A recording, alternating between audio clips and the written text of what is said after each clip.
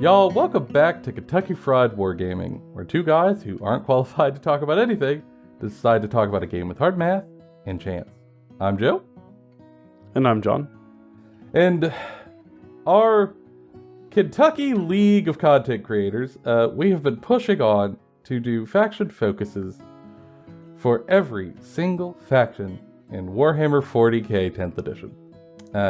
To really give you a quick hit idea of how the indexes work and what army flavor is and play style, so you could get an idea of what you might be into and to research further, or maybe to figure out what you could pass on by. And we are at the end of the whole series. This is the last one that we have to record. And we're ending it on a new faction that is young by the standards of, the army being released. And one that I have been waiting for since I got into Warhammer 40k, and has finally arrived, the Leagues of Votann. The Space Dwarves, Rock and Stone. Yeah, everyone who played Deep Rock Galactic is now playing this faction! They are something that has existed in the setting before, but were sort of shuffled to the side early on in 40k history. But they have returned. And when doing these faction focuses, we really like to talk about the fluff of a faction, because I think that primes you well to understand the touch points that you might be looking for when you go to look through data sheets and rules. And the Votann are no different. The only downside is that the Votann are new, which means we don't have novels or things like that to give us a bigger look into the intricacies of their life, but we have the large strokes. So, the Votann. The Leagues of Votann, as they're called now. They used to be referred to in the setting as squats, from back in John's early days of playing the game. I wasn't playing during 2nd edition. You weren't? No. When did you start? Like 4th edition. Very different time. But they were a bit of a joke. They were just short little dwarf dudes with laser guns. Like space dwarf bikers. Who were wearing like literal biker gear. It was rough. And they didn't know what to do with them. So in the lore, the squats, as they were called then, all got consumed by Tyranids. And they were gone from the setting. Until transmissions started to be received that there were very hardy, durable ships out there in space. Destroying other ships in the void. And over time, it came to be revealed that the squats were not gone. Rather, they had found a new way to survive and had reforged their people in a new name, the Leagues of Votann. Back in the early days, they were actually human explorers from Terra who were sent towards the galactic core to look for mining opportunities for minerals and resources in these highly gravity areas that only got more intense as they drifted further and further, which over time stunted their growth more and more, making them short and condensed people who survived largely on the fact that they became adapted for these environments, and for very few other species is it even possible to survive in the setting there, but much less to thrive. And the squats over time, because of this, became isolated, tough, pragmatic, and resourceful, living off of what they now call the Votann. They are repositories of a large advanced AI from before technology became regressive in the 40k setting. These Votann are incredible, vast artificial intelligences that they honor as wise fonts of wisdom from eons past. And the Leagues of Votann follow them as a holy figure that some can commune with, asking them questions and advice, and consigning their dead to at the end of their life. Literally, you go to join the memories of your ancestors, all of which goes into this core and informs the decisions for later on. And in the recent setting, they have decided to make themselves known once again rather than hiding. Which is why we now have models for the Votann and their pragmatic little war hosts, as opposed to what we had before.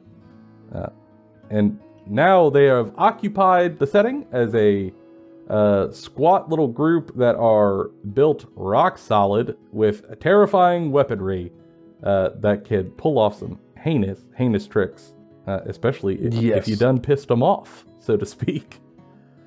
Yeah, so they follow a lot of the normal like tropes of like dwarves, you know, like the ability for them to just feel grudge, like, oh, you're getting a grudging, that kind of thing, right? And that's kind of shown in their army rule, which is Eye of the Ancestors. Mm-hmm. There's a little bit of words here, but let me explain it. If you have a League of Votann unit and it gets destroyed by an enemy unit, you then put a judgment token on that enemy unit. Everything you shoot at that has a judgment token gets a buff for how many judgment tokens it has on it. Mm-hmm. You can only have 2. So that is either add 1 to the hit roll or add 1 to the hit roll and add 1 to the rune roll. It's not really complicated, but it does give you a pretty substantial buff, and it kind of makes your opponent think twice about what they want to shoot. Yeah. For the Votann, they're not like many of the other factions where people are disposable. The Votann live in a harsh environment where every dwarven life matters.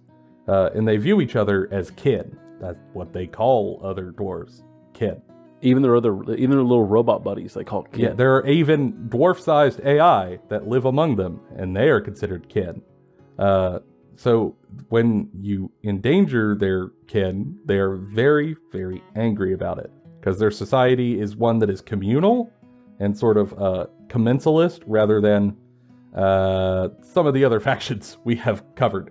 And this represents them really nicely, being angry when you dare threaten their fellow cloned dwarves.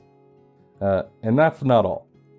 So, like, those bonuses, of course, apply, but further, they get the, for the Oathband detachment, which is all we have for the index, they get the rule Ruthless Efficiency. It is over there, if you want to read it. I recommend you do. But simply put, the Votann are a very pragmatic race of people. Without some of the flash and circumstance and ritual that a lot of the other races have in this particular setting, they are all about setting a task and then getting it done. And as long as it's done, very little else matters. So what you get to do with this is at the start of the battle, you get to select one unit from your opponent's army, and that unit comes to the field with 2 grudge tokens. It's maxed out.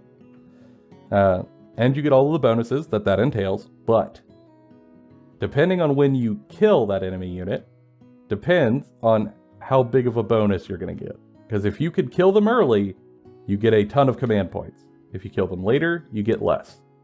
So if you could kill them in the first or second turn, you get 3 command points. That's huge. That's so many. That's 3 turns worth of command point generation. If you kill them in your third or fourth, you get 2. And later, in the 5th, you get 1. So it really incentivizes the leader of this Oathband saying, that thing must die. And the more quickly and brutally and efficiently you get the job done, the bigger the reward you are given. And the calling the shots like that is fairly common in these forces. Which is actually why he's my pick for datasheet today. Because let's be honest, John, like if we're going to talk about a force, we might as well talk about their heroes. Yes. Oftentimes the heroes are kind of what define them, especially with a newer force where like you might only have a handful to choose from. That's true. And it is something I would mention is there aren't a lot of options here. This faction came out late last edition, so it has not been out long. And it's really sort of like their first half of the release, it feels like. So you don't have a lot of options yet. Give it time, it will come.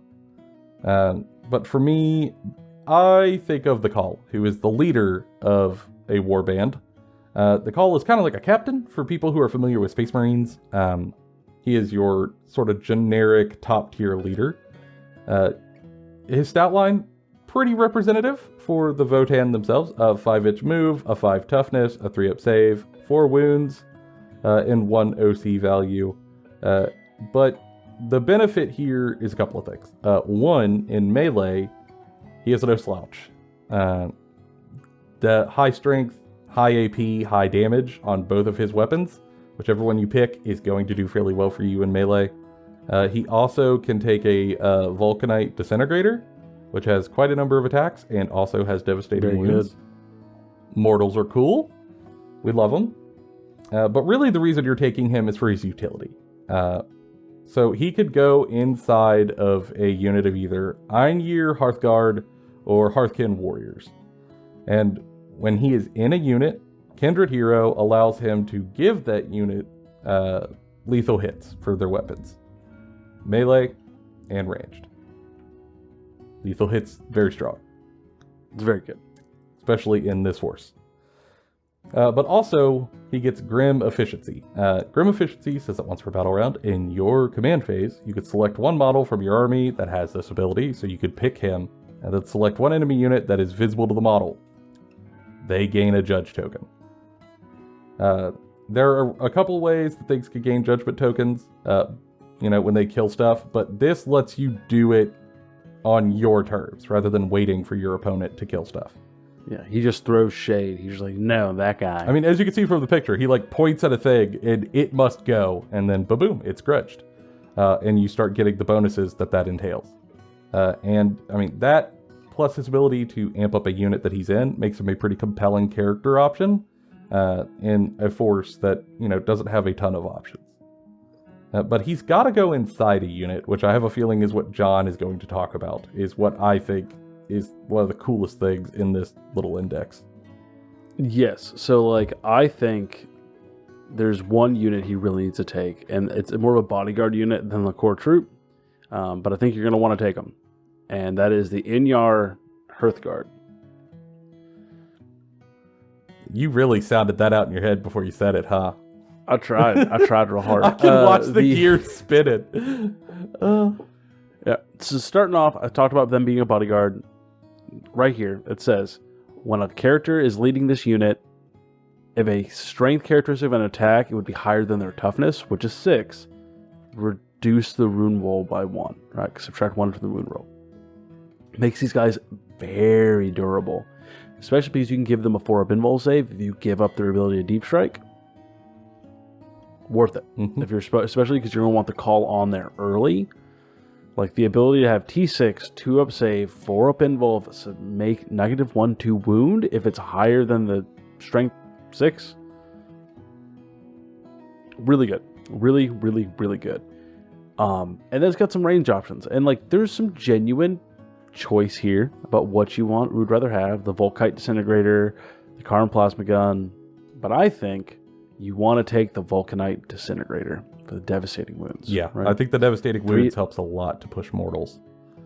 Yeah, especially with having more attacks than the plasma gun. It allows you to push forward with mortals. It lets you kind of target vehicles and heavy infantry pretty equally, and it still chews through light infantry. It makes it a more all-rounder unit instead of very specialized. The grenade launcher helps deal with hordes as well. I don't think you're going to take these guys to kill hordes, but it's nice to be able to kill chaff when it gets in your way. Mm-hmm. But what makes them really useful is they can also still punch really, really good in melee. I mean, they have 3 pretty good options, right? They have the Plasma Blade Gauntlet, which will let them tear apart infantry. But the Concussion Hammer and the Concussion Gauntlet both just do that job really well. They're basically like a Power Fist and like a Thunder Hammer, but a little bit more gooder. Many much more gooder. Yeah. Great terminology. They're very good. I would take these guys. I would take at least 1 unit to protect your call, if not more. I'd probably take more, if I'm going to be honest. Especially in a book that doesn't have a lot of options. This is a strong option to push up the board. And here on the channel, when we talk about getting into an army or seeing what flavor it is, we assume you probably want to do it to maybe think about playing it. But when you do that, we like to give you practical advice to take with you when you're trying to learn a force or to play it for the first time, because it could be really difficult. And we want to help kind of ease your hobby journey and transition into it. For me, the thing that I think is interesting about this force that you have to consider compared to other things like Custodes or some of the Space Marines that are built really rock solid is that these are fairly, like some of these units are tough, but they are not tough enough that you necessarily want to foot slog all of them up the board because over weight of shots, they will pull you down. They don't have 2-ups across the board and like incredibly high toughnesses. So you have to be careful about how you move up. Big tip, use cover as much as you can. Have them in cover. The +1 to save can immensely help them, especially against a lot of shots with like -1 AP. Can help keep you alive. And also they have some compelling transports. Consider loading up a couple of them transports before you send them up the field. Yeah. And it will benefit your Eye of the Ancestors rule, because if you force your opponent to kill the transports, they're going to get judgment tokens. That's a grudging. That's a grudging. Yeah, I think it just works well. John, what about you? So my tip is that you should purposefully pick a couple of units in your army that you want to bait your opponent with, right? You want to kind of get them to start shooting and killing your units so that you can start shooting and killing their units better. So taking things like the Berserkers, maybe, you can, run them up the board and your opponent has a choice. Either shoot them and get a judge token, or let them get into your lines and start smashing stuff. Both are bad choices. Now your opponent has to choose between bad choice 1 or bad choice 2. Most of them are going to choose the first one, and then you're going to punish them for it. Thinking like that makes this force a little bit more fun to engage with. They're more than just tough dwarves with like pretty good guns. They're more than tough Tau, is what I'll say. Yes. Like there is more play there. Yeah, these are much more mid-range to close range than Tau, for sure. Yes. And their rule makes you have to think a little bit differently about the board state. I do think they're really cool, but it feels to me like we're waiting on more units to get dropped and some novels. Yes. I think both would help them a lot, because there's just not a lot of options here. But if you are really into this force, do not let that deter you. There is more models coming, probably when this codex drops. And I think they're a super fun faction. I really like them. I've been waiting for them. I'm a sort of dwarf kind of feller. So to have them out here is really great. And if you have any questions about them, about how these sort of rollouts happen when they come out with new forces, or the lore and how they introduce them to a new setting, things like that, or even mechanicals, please feel free to put those questions down below in the comments, or send them over on social media. And feel free to subscribe. We will cover more Votann as they come out. That is like a guarantee. We will talk more about Votann. John is forced to talk about Votann because I really like Votann. Just like you're forced to talk about, World Eaters and Card. Like, it is what it is. There's some trade-offs in every sort of content creation partnership. You take what you got to do. And if you're not into short, little, efficient pragmatists, maybe check out the channel for other video options. At this point, by God, we've covered them all. And to take a moment, if you have watched all of our faction focuses with us as we've been releasing them, thank you. Oh, thank you so much. Thank you for going on this journey with us. It's been great. We will, I'm sure, talk about it in our bi-weekly show. But yeah. Wow. Phenomenal. 27. Like, this has been great. We did this all in 6 days after work. Yeah. Sure did. But thank y'all, really. We appreciate you immensely. And the response that we've seen while we started to upload these has been just delightful. We appreciate the lot of you, and we really hope that you had a good time with them, because Lord knows we did. For now, that's been all of our opinions. Bonafide and Kentucky Fried. Thank y'all. We'll see you on the next one.